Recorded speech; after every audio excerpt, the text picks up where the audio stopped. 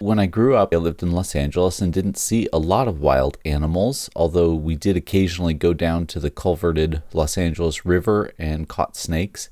But we had a fair number of pets. We had a pet dog, we had a pet cat, we had rats and hamsters and mice. And so we had some animal exposure, but not very much wild animal exposure. Then sometime in elementary school, I think I was about 7 or 8, I read a book called Dolphin Island by Arthur C. Clarke. This is a book about people learning to talk to dolphins in the future and becoming involved in the great war between the dolphins and the orcas. It's pretty interesting science fiction. So that got me obsessed with all things dolphin, and then more generally marine mammal things.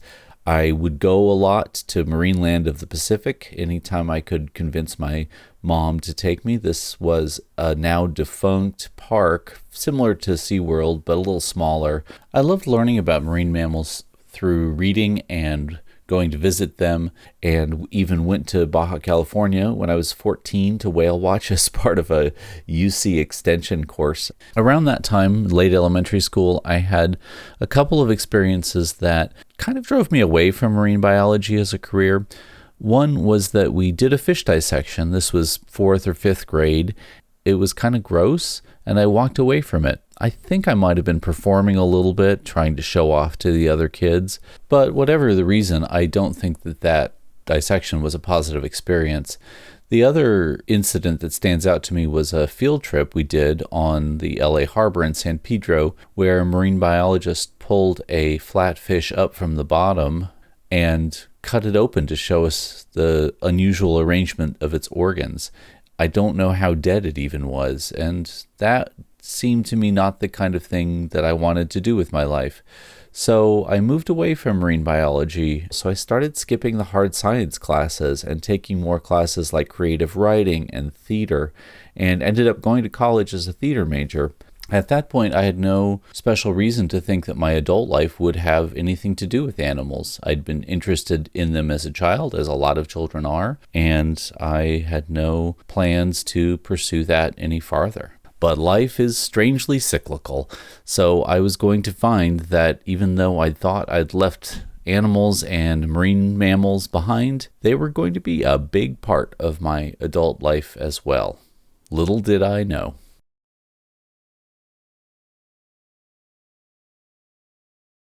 I started doing informal education at the California Academy of Sciences, which is our natural history museum in San Francisco, large aquarium. And so I did some education around animals. I started working as a whale watch naturalist as well.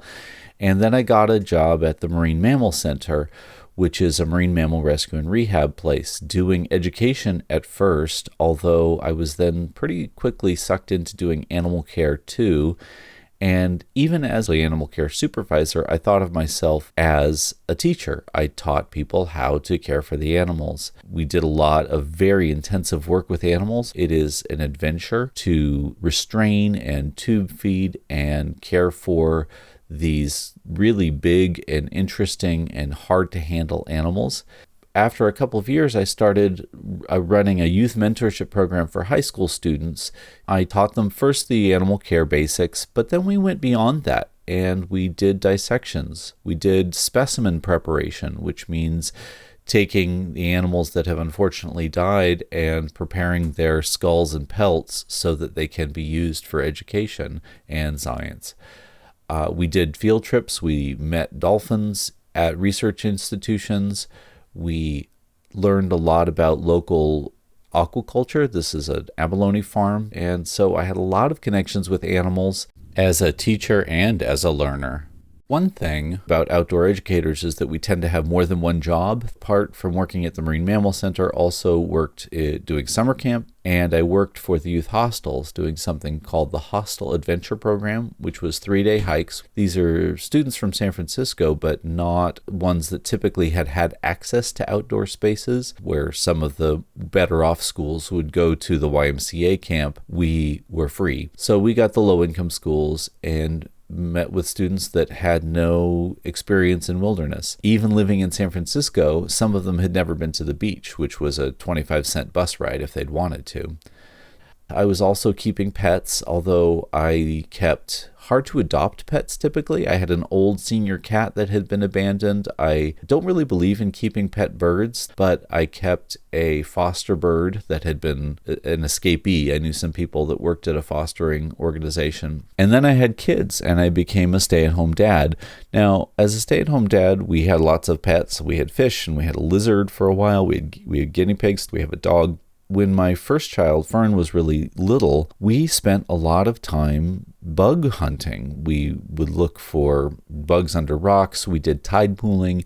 She was just super excited about finding things in nature. And later on, she became one of my two daughters that's really into horses and pretty much all animals, and definitely is heading that way professionally in some form or another. It's becoming clear that I could go on, but I think I've described most of my experiences with animals as they relate to my personal life and my professional life. So that leaves the last question, my understanding of animals in education.